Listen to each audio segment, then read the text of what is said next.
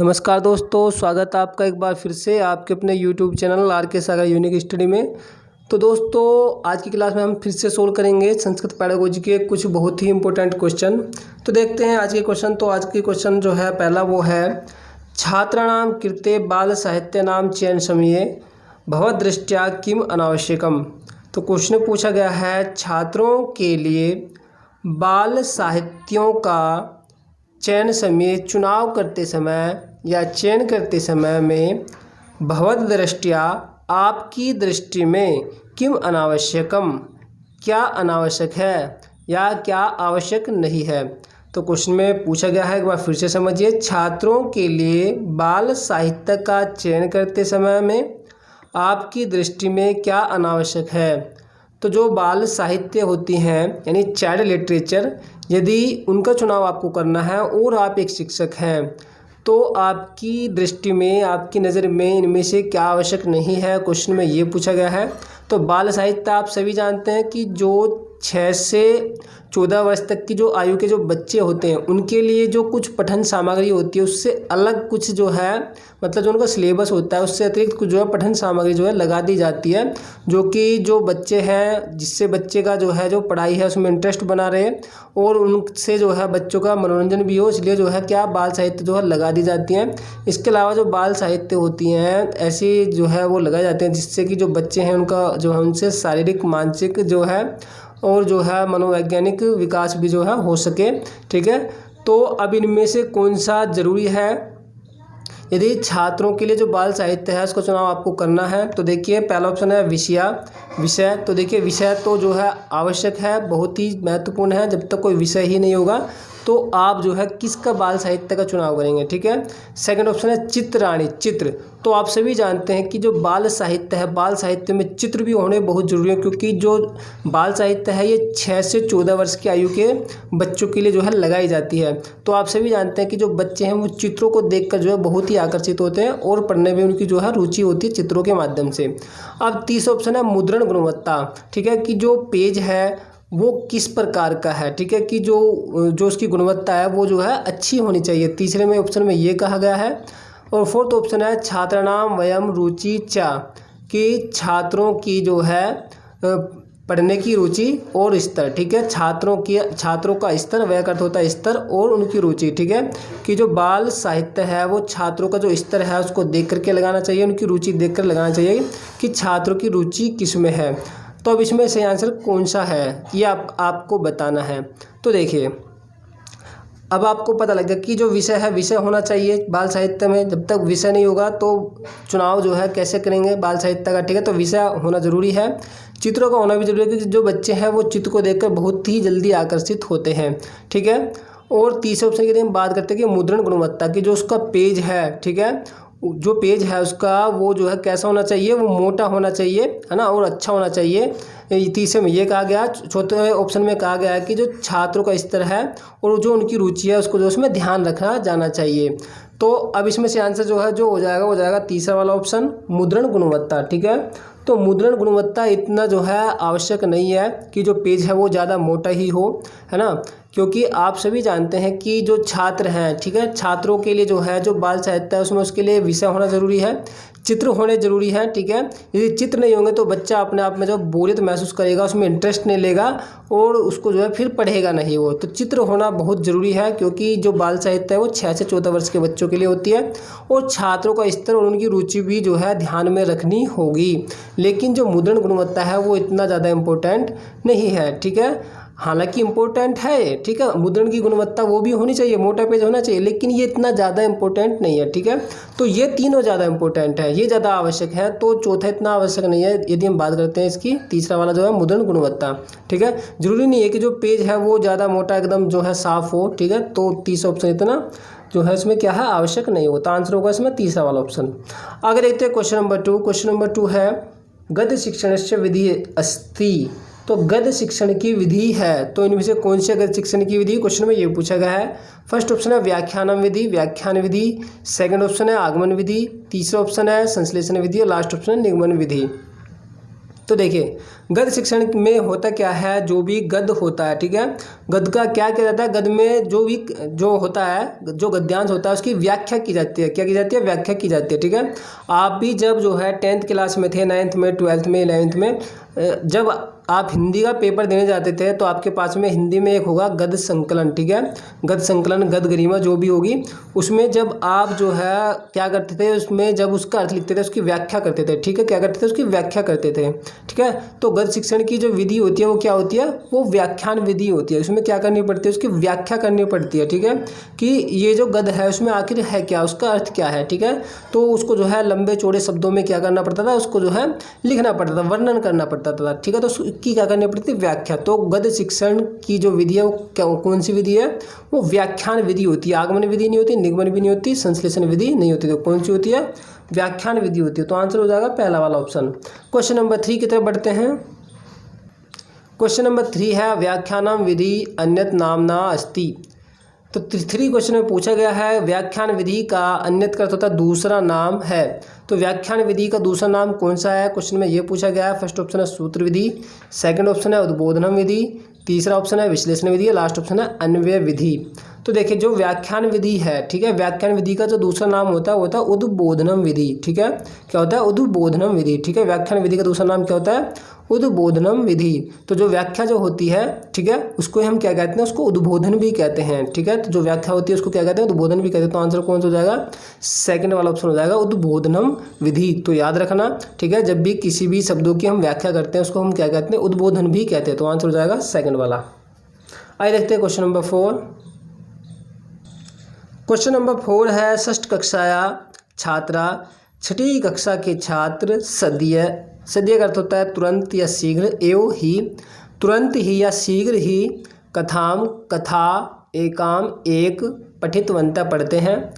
छठी कक्षा के छात्र तुरंत ही जो है एक कथा पढ़ते हैं।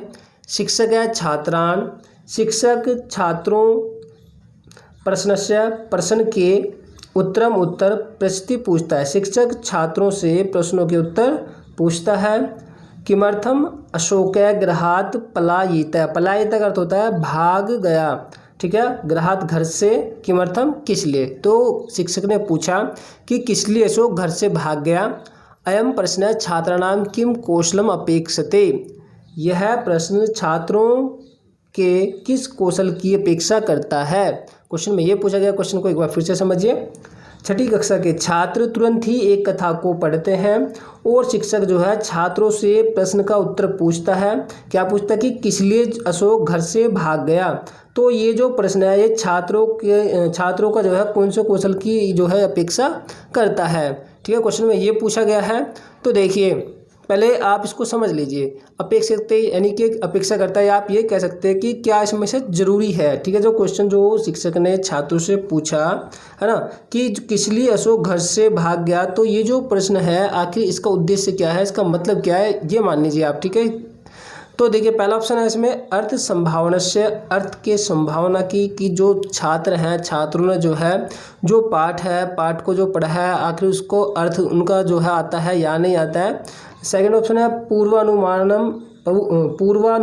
करने से, पूर्व अनुमान करने के, यानी कि जो पहले अनुमान है वो लगाने की। देखिए सेकंड वाला ऑप्शन तो होगा नहीं। क्यों नहीं होगा, क्योंकि इसमें साफ साफ कहा गया है कि छठी कक्षा के वे छात्र हैं, उन्होंने पहले तुरंत ही क्या किया, उन्होंने तुरंत ही जो है एक कथा को पढ़ा और फिर उसके बाद में पढ़ने के बाद शिक्षक ने छात्रों से प्रश्न का उत्तर पूछा, ठीक है। तो पूर्व अनुमान तो इसमें जो शिक्षक है वो नहीं लगवा रहा बच्चों से, क्योंकि जो बच्चे हैं वो जो है बच्चों से प्रश्न कब पूछ रहा है, वो पूछ रहा है पाठ को पढ़ाने के बाद में पूछ रहा है। यदि पाठ को पढ़ाने से पहले पूछता तब होता पूर्वानुमान करना सके, पूर्व अनुमान लगाने की, पहले अनुमान करने की कि छात्रों को इस चैप्टर के विषय में कितनी नॉलेज है, ठीक है, ये अनुमान वो लगाना चाह रहा है। तो सेकंड वाला ऑप्शन इसलिए नहीं होगा क्योंकि उसने पाठ को पढ़ाने के बाद में, पाठ जब छात्रों ने पढ़ लिया उसके पढ़ने के बाद में छात्रों से क्वेश्चन किया है। अब देखते हैं तीसरा वाला ऑप्शन की लेखन समीक्षण से, लेखन समीक्षा करने की जो लेखन है उसकी वो समीक्षा करना चाहता है। तो देखिए लिखने की इसमें कोई बात हुई ही नहीं है, तो तीसरा ऑप्शन इसलिए नहीं होगा। अब लास्ट ऑप्शन है संबंध स्थापन से, संबंध स्थापन की कि ये जो कहानी है और इसमें जो अशोक है ना, कि अशोक किस लिए भाग गया, घर से किस लिए भाग गया, तो इसके बीच में यानी कि कहानी के बीच में जो अशोक है वो किस लिए घर से भाग गया, इसके बीच में क्या संबंध है इसको स्थापित करने के लिए। तो अब इसमें से आंसर कौन सा होगा, तो देखिए ये वाला ऑप्शन भी नहीं होगा, फोर्थ वाला ऑप्शन, कि वो जो है जो मतलब शिक्षक है वो जो है जो कहानी है, कहानी में किस लिए अशोक घर से भाग गया इसके और इसके बीच में संबंध स्थापित करना चाहता है, तो इसका कोई उद्देश्य नहीं है। ठीक है, तो इसलिए फोर्थ ऑप्शन भी नहीं होगा। यदि हम देखते हैं फर्स्ट वाला ऑप्शन की अर्थ संभावना से, अर्थ के संभावना की, अर्थ के संभावना की, ठीक है, तो यही क्या है, यही जो है जरूरी है, यही इसका क्या है उद्देश्य है। ठीक है, तो शिक्षक है, शिक्षक ने छात्रों से क्वेश्चन जो ये पूछा कि किस लिए अशोक घर से भाग गया, तो वो इसलिए पूछा कि जो छात्र है, छात्रों ने पाठ को कितना समझा, उसके अर्थ को कितना जाना, कितना उसको समझा है। ठीक है, कि अशोक घर से किस लिए भाग गए, क्योंकि उसमें कोई ना कोई रीज़न रहा होगा अशोक के जो है घर से भाग जाने का। अब जो है छात्रों को तभी पता लगेगा जब छात्रों ने जो है जो पाठ को है उसके अर्थ को समझा होगा कि अशोक जो है घर से किस लिए भाग गया। तो इसलिए पहला ऑप्शन क्या होगा, बिल्कुल करेक्ट हो जाएगा। ठीक है, आइए देखते हैं क्वेश्चन नंबर 5 क्वेश्चन पूछा गया है, सुग्गा विधि कथ्य थे, सुग्गा विधि कहा जाता है, तो कौन सी विधि को कहा जाता है। फर्स्ट ऑप्शन है उद्बोधन विधि, सेकंड है आगमन विधि, तीसरा है सूत्र विधि और लास्ट है पाठ्य पुस्तक विधि। तो देखिए जो पाठ्य पुस्तक विधि होती है इसको ही सुग्गा विधि भी कहते हैं, याद रखना, बहुत ही इंपॉर्टेंट क्वेश्चन है आज की क्लास में सारे के सारे। तो आंसर इसमें कौन सा होगा, फोर्थ वाला ऑप्शन हो जाएगा, सुग्गा विधि किसे कहते हैं, पाठ्य पुस्तक विधि को कहते हैं। ठीक है, आइए देखते हैं क्वेश्चन नंबर 6। क्वेश्चन नंबर 6 है, लेखन कौशल से, लेखन कौशल के अभ्यासार्थम, अभ्यास के लिए महत्वपूर्ण मस्ती महत्वपूर्ण है। तो जो लिखना कौशल होता है उसके अभ्यास के लिए निम्नलिखित में से कौन सा महत्वपूर्ण है। फर्स्ट ऑप्शन है व्याकरण अभ्यास, अभ्यास है व्याकरण का अभ्यास। तो देखिए लेखन कौशल के अभ्यास के लिए कि जो व्याकरण का अभ्यास है वो कुछ ज़्यादा इंपॉर्टेंट है, तो नहीं है इतना इंपॉर्टेंट। सेकंड ऑप्शन है सारांश लेखन, सारांश लिखना। तीसरा ऑप्शन है वाचन अभ्यास, वाचन अभ्यास यानी कि बोलने का अभ्यास। तो देखिए लेखन कौशल की बात हो रही है तो वाचन अभ्यास तो आंसर होगा नहीं। लास्ट ऑप्शन है टिप्पणी स्वीकरणा, कि जो उनकी टिप्पणी, अपनी टिप्पणी वो उसको लिखना, टिप्पणी लिखना, या आप ये मान लीजिए टिप्पणी करना। ठीक है, तो देखिए यदि कोई जो छात्र है यदि किसी भी मतलब टॉपिक पर यदि वो टिप्पणी करता है, टिप्पणी लिखता है, तो क्या इससे लेखन कौशल का विकास होगा या ज़्यादा महत्वपूर्ण है लेखन कौशल के लिए, तो नहीं है। क्योंकि टिप्पणी करने में उसे क्या करना पड़ेगा, उसको जो है कुछ शब्द जो है याद करने पड़ेंगे, उनके ऊपर वो क्या कर देगा, लिख देगा, 10-15 लाइनें लिख देगा तो टिप्पणी लिख देगा, तो ये इतना इंपॉर्टेंट नहीं है। लेकिन यदि हम बात करते हैं सारांश लेखन की, ठीक है, मान लीजिए बच्चे को जो है एक पाठ का सारांश लिखने के लिए कहा है, कहानी का सारांश लिखने के लिए कहा, ठीक है, तो उसमें जो है छात्र को सोचना पड़ेगा कि भाई मैंने जो कहानी पढ़ी थी, ठीक है, आखिर उसके अंदर क्या क्या हुआ था। क्योंकि आप सभी जानते हैं सारांश का अर्थ ही क्या होता है, उसके जो मेन टॉपिक हैं, ठीक है, जो मेन टॉपिक होते हैं, मुख्य बिंदु होते हैं, वही उसमें लिखने होते हैं। ठीक है, तो मान लीजिए छात्र ने जो एक पाठ को पढ़ लिया, अब छात्र क्या कर रहा है, अब जो है उसमें से जो है जो उसका सारांश यानी कि जो मुख्य बिंदु उनको लिख रहा है, तो जब वो उसके मुख्य बिंदु लिखेगा उसको क्या करना पड़ेगा, उसको जो है कुछ अलग से सोचना पड़ेगा। आप सभी जानते हैं आपको जो है छात्रों की सोच को कैसे बनाना है, रचनात्मक सोच बनाना है। ठीक है, ताकि वो खुद से उसमें चिंतन कर सके। चिंतन खुद से वो कब करेगा, जब किसी पाठ का, किसी कहानी का वो क्या करेगा, अपने शब्दों में सारांश लिखेगा। तो जो सारांश लिखना है, ठीक है, सारांश लेखन क्या होगा, लेखन कौशल के अभ्यास के लिए सबसे ज़्यादा महत्वपूर्ण होगा। तो आंसर हो जाएगा सेकेंड वाला ऑप्शन। आइए देखते हैं क्वेश्चन नंबर 7 क्वेश्चन है, ज्ञाताद अज्ञातम प्रति, ज्ञात से अज्ञात की ओर, प्रति का होता है और, कस्मिन विधो वर्तते, किस विधि में है। ठीक है, तो ज्ञात से अज्ञात की ओर ये कौन सी विधि है, क्वेश्चन में ये पूछा गया। फर्स्ट ऑप्शन है निगमन विधि है, सेकंड है साहचर्य विधि है, तीसरा ऑप्शन है आगमन विधि है, लास्ट ऑप्शन है अन्वय विधि है। तो देखिए आप सभी जानते हैं ज्ञात से अज्ञात की ओर ये कौन सी विधि होती है, ये आगमन विधि होती है। अगर यहाँ पर पूछ लिया जाता अज्ञाताद ज्ञातम प्रति, अर्थात अज्ञात से ज्ञात की ओर, तो ये कौन सी विधि हो जाती है, निगमन विधि। ठीक है, तो फिलहाल कौन सा आंसर है, निगमन विधि हो जाएगा, आगमन विधि हो जाएगा। कौन सा हो जाएगा, आगमन विधि हो जाएगा। ज्ञात से अज्ञात की ओर कौन सी विधि होती है, आगमन विधि। तो आंसर हो जाएगा तीसरा वाला ऑप्शन। इसमें सभी जानते हैं, आप सभी बहुत बार क्वेश्चन आया हुआ है कि इसमें पहले उदाहरण दिए जाते हैं, उदाहरण से फिर निम्न की तरफ जाते हैं। ठीक है, तो ये जो विधि होती है कौन सी क्लास के बच्चों के लिए उपयुक्त होती है, जो प्राइमरी इस तरह के जो स्टूडेंट होते हैं उनके लिए बहुत ही उपयोगी होती है। क्योंकि काफ़ी बार जो क्वेश्चन यही पूछ लिया जाता है कि जो आगमन विधि है वो कौन से क्लास तक के बच्चों के लिए जो है उपयोगी होती है। तो किस स्तर के लिए बच्चों के लिए उपयोगी है, प्राथमिक स्तर के लिए है ना, जो छोटे बच्चे यानी निम्न स्तर के जो बच्चे होते हैं उनके लिए आगमन विधि बेस्ट होती है। ठीक है, यदि हम बात करते हैं जूनियर हाई स्कूल की, तो 6 to 8 के लिए उनके लिए जो निगमन विधि होती है वो ज़्यादा बेस्ट होती है। ठीक है, आइए देखते हैं क्वेश्चन नंबर 8 है, देखिए क्वेश्चन थोड़ा लंबा जरूर है, लेकिन सीटेट एग्जाम में पूछा गया क्वेश्चन है। ठीक है, आज की क्लास में जितने भी क्वेश्चन है लगभग सभी सीटेट एग्जाम में पूछे गए हैं, एक दो क्वेश्चनों को छोड़कर। तो देखिए क्वेश्चन नंबर 8 है, सप्तम कक्षाया 7वीं कक्षा का छात्र है, छात्र कथयति कहता है। 7वीं कक्षा का छात्र कहता है यत कि स तस्य वह उसके मित्रेण मित्र के सह साथ शब्द वर्ग समस्या। शब्द वर्ग समस्या आप समझ रहे होंगे, जब जो है एक जो है वर्ग बना लिया जाता है, उसमें जो है कुछ शब्द लिख दिए जाते हैं, फिर उसमें क्या करते हैं, उनका मिलान करते हैं। भाई इसको मिलाइए, इनसे जो है क्या क्या शब्द बन रहा है ना, क्या शब्द बन रहा है। ठीक है, तो ये होती है शब्द वर्ग समस्या, या इसको कहते हैं शब्द वर्ग प्रेहलिका के नाम से भी इसे जाना जाता है। ठीक है, तो शब्द वर्ग समस्या खेल माध्यमेन, खेल के माध्यम से आनंदम अनुभवती, आनंद का अनुभव करता है। एक बार फिर समझिए, 7वीं कक्षा का छात्र कहता है कि वह उसके मित्र के साथ शब्द वर्ग की समस्या खेल के माध्यम से आनंद का अनुभव करता है।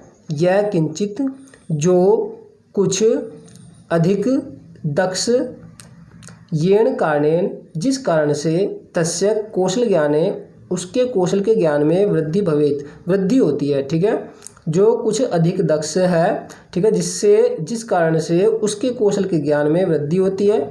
एतेन कस्य, ऐसा किसके, शिक्षण मनोवैज्ञानिक से, शिक्षण मनोवैज्ञानिक का मंतव्यम मानना दृश्यते, दिखाई देता है। ठीक है, तो क्वेश्चन में पूछा गया है कि 7वीं कक्षा का छात्र कहता है कि वह उसके मित्र के साथ शब्द वर्ग समस्या खेल के माध्यम से आनंद का अनुभव करता है, जो कि कुछ अधिक दक्ष है और जिस कारण से उसके कौशल के ज्ञान में वृद्धि होती है। और इस प्रकार से कौन से जो शिक्षण मनोवैज्ञानिक है जो ऐसा मानते थे। फर्स्ट ऑप्शन है वाइगोत्स्की, सेकंड है गार्डनर, थर्ड है स्किनर, लास्ट है जीन पियाजे। तो कौन थे वो, तो ऐसा मानते थे वाइगोत्स्की। तो आंसर इसमें होगा पहला वाला ऑप्शन वाइगोत्स्की। ठीक है, आइए देखते हैं क्वेश्चन नंबर 9। तो क्वेश्चन नंबर 9 है, साहित्य शिक्षण, साहित्य शिक्षण में किम, क्या सर्वाधिकम, सबसे अधिक महत्वपूर्ण अस्ति, महत्वपूर्ण है। तो साहित्य शिक्षण में क्या सबसे ज़्यादा या सबसे अधिक महत्वपूर्ण है। फर्स्ट ऑप्शन है शब्दकोश है, शब्दकोश। सेकंड ऑप्शन है सम्यक उच्चारण, उच्चारणम यानी सम्यक का अर्थ होता है सही। ठीक है, सही प्रकार से उच्चारण करना किसी भी शब्द का। ठीक है, सम्यक का अर्थ होता है सही प्रकार से। ठीक है, तो सही प्रकार से उच्चारण। तीसरा ऑप्शन है पाठस्य संदर्भ है, पाठ का संदर्भ। और लास्ट ऑप्शन है छंद है ज्ञानम, छंद ज्ञान। तो सही आंसर इसमें कौन सा होगा। तो साहित्य शिक्षण देखिए आप जानते हैं, जो नाटक, कहानी, एकांकी ये सब होते हैं, ये क्या होते हैं, साहित्य होते हैं। ठीक है, तो साहित्य का जो शिक्षण हो रहा है, ठीक है, यदि नाटक, कहानी, एकांकी, गद्य, पद्य मतलब ये पढ़ाए जा रहे हैं, तो उसमें जो है इसके लिए जो है सबसे ज़्यादा महत्वपूर्ण इसमें कौन सा है, शब्दकोश। ठीक है, शब्दकोश का होना इंपॉर्टेंट है, लेकिन इतना नहीं। ठीक है, क्योंकि आप सभी जानते थे कि शब्दकोश तो होते ही हैं। ठीक है, शब्दकोश तो होता ही है, लेकिन जो है सबसे उपयुक्त कौन सा है आपको ये देखना है। सम्यक उच्चारण, तो देखिए सम्यक उच्चारण ये भी क्या है, एक आम सी ही बात है। ठीक है, नॉर्मल बात है, भाई सही उच्चारण तो होना ही जरूरी है। लेकिन अगर हम देखते हैं तीसरा वाला ऑप्शन की पाठस्य संदर्भ, पाठ का संदर्भ की जो साहित्य शिक्षण है आखिर उसका संदर्भ क्या है। ठीक है, संदर्भ आप जब 10वीं क्लास में थे, बल्कि जब आप 6, 7, 8 क्लास में भी होंगे, आपने जब कोई भी गद्य होगा या पद होगा, जब आप उसका जब व्याख्या करते थे, है ना, उसका अनुवाद करते थे, तो आप उसमें लिखते होंगे संदर्भ। ठीक है, संदर्भ है ना, आखिर ये जो पाठ है ना, इसका संदर्भ क्या है, आखिर ये जो पाठ है इसका राइटर कौन है ना, और इस पाठ का नाम क्या है, आखिर इस पाठ का थोड़ा उद्देश्य क्या है, ये सब चीज़ें क्या होती है संदर्भ में जो है दिखाई जाती हैं। ठीक है, तो साहित्य शिक्षण में जो सबसे ज़्यादा महत्वपूर्ण है वो यही होगा कि पाठ का संदर्भ। ठीक है, पाठ का संदर्भ होना आवश्यक है। यदि हम बात करते हैं छंद ज्ञान की, छंद का ज्ञान होना इतना जरूरी नहीं है। ठीक है, तो इसमें जो आंसर है तो वो कौन सा हो जाएगा, तीसरा वाला ऑप्शन हो जाएगा पाठ का संदर्भ। आइए देखते हैं क्वेश्चन नंबर 10। तो 10 क्वेश्चन में पूछा गया है एकस्य शब्दस्य, एक शब्द का ज्ञानम नाम, ज्ञान नाम। ठीक है, मतलब क्वेश्चन ये कह रहा है कि एक शब्द का ज्ञान, जो एक शब्द है उसका ज्ञान क्या है। फर्स्ट ऑप्शन है तस्य अर्थस्य ज्ञानम, उसके अर्थ का ज्ञान है। सेकंड ऑप्शन है तस्य वर्तनी ज्ञानम, उसकी वर्तनी का ज्ञान है कि आखिर उसकी वर्तनी क्या है। थर्ड ऑप्शन है तस्य मूलस्य ज्ञानम, उसका जो है मूल का यानी कि उसके मूल का ज्ञान है। और लास्ट ऑप्शन है तस्य रूपस्य ज्ञानम, उसका जो रूप का ज्ञान है। ठीक है, रूप आप जानते ही होंगे, जैसे राम के शब्द रूप जो हो गए वो रूप, ठीक है, कि भाई इसके रूपों का ज्ञान है, भाई राम के जो रूप है वो क्या हो सकते हैं।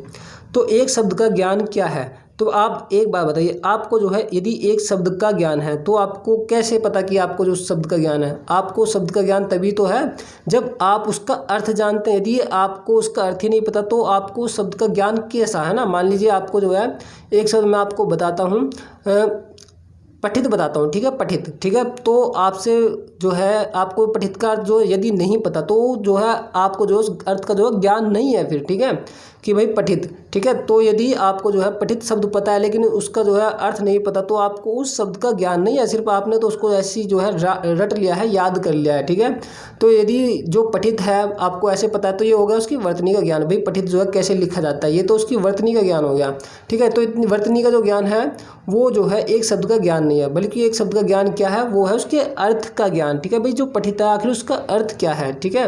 तो आंसर इसमें होगा पहला वाला ऑप्शन हो जाएगा, उसके अर्थ का ज्ञान। तो एक शब्द का ज्ञान क्या होता है, उसके अर्थ का ज्ञान होता है, ठीक है। जैसे पठ का अर्थ क्या होता है, पढ़ना होता है, ठीक है। यदि आपको पठ का अर्थ ही नहीं पता है तो आपको शब्द का ज्ञान कहाँ से हो गया ना। शब्द का ज्ञान का मतलब ये है कि आपको जो उसका जो है मीनिंग पता है, उसका अर्थ पता है, ठीक है। जब तक आपको उसका मीनिंग यानी उसका अर्थ नहीं पता होगा तो आपको जो है तब तक उस शब्द का जो है ज्ञान नहीं है।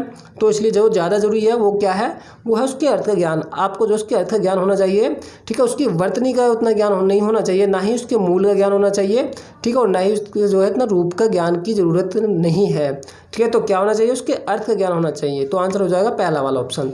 तो भाई ये थे आज के 10 इंपॉर्टेंट क्वेश्चन, जिसमें से जो है ज़्यादातर जो क्वेश्चन है वो 2014-2015 सीटेट एग्जाम में पूछे गए थे। तो आपको जो है आज की हमारी क्लास कैसी लगी कमेंट करके ज़रूर बताइए। आप कमेंट करने में शर्माते हैं तो कमेंट जरूर करें, लाइक भी करें और अपने साथियों में वीडियो को ज़्यादा से ज़्यादा शेयर करें। और एक बात कि जो आपका सीटेट एग्ज़ाम है उसकी संभावना है सीटेट की जो सितंबर जो है 2020 के सेकंड वीक में, ठीक है। एक न्यूज़ आई थी अभी 3-4 दिन हो गए न्यूज़पेपर में, उसमें लिखा था कि जो सीटेट का एग्ज़ाम है वो सितंबर के सेकंड वीक में हो सकता है, यदि जो परिस्थितियां हैं वो अनुकूल रही तो, ठीक है।